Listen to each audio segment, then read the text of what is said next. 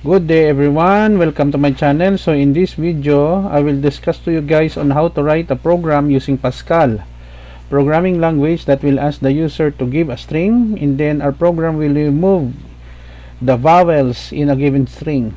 Before we start, I would like to say thank you so much to all my viewers, silent viewers, and supporters in my channel. Thank you for watching my videos. If you are new with my channel and then you like this video, please hit the like button. Don't forget to share and please support my channel guys by clicking the subscribe button. So let's begin. I will put a link in the video description where you can download the complete source code of our tutorial video for today for free in my two websites. You may click the notification bell so that you will be notified with my newly uploaded video. Okay, we have here the title, program remove vowels, var, and then we have series of variables, input string, output string, that is string, I for integer. So when we say integer, it refers to data type that are whole number, positive and negative number, including 0.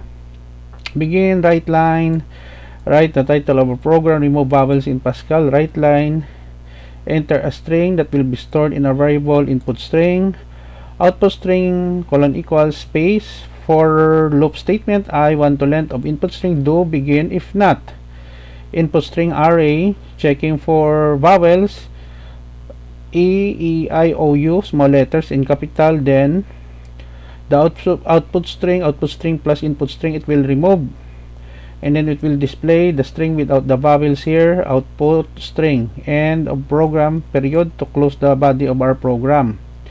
As I said earlier, I will put a link in the video description where you can download the complete source code of our tutorial video for today for free in my two websites. Let us go to our online GDB to run the code.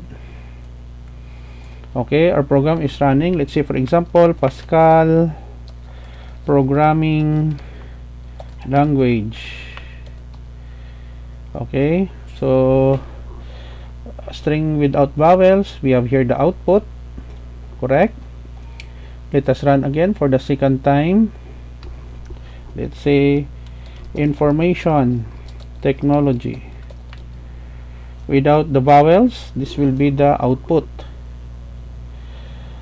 Okay, so okay guys, so this is the end of our tutorial video on remove vowels using Pascal programming language. Thank you so much for watching. I hope that you have learned something new in this tutorial video. Don't forget to like, share, and please support my channel guys if you are new by clicking the subscribe button.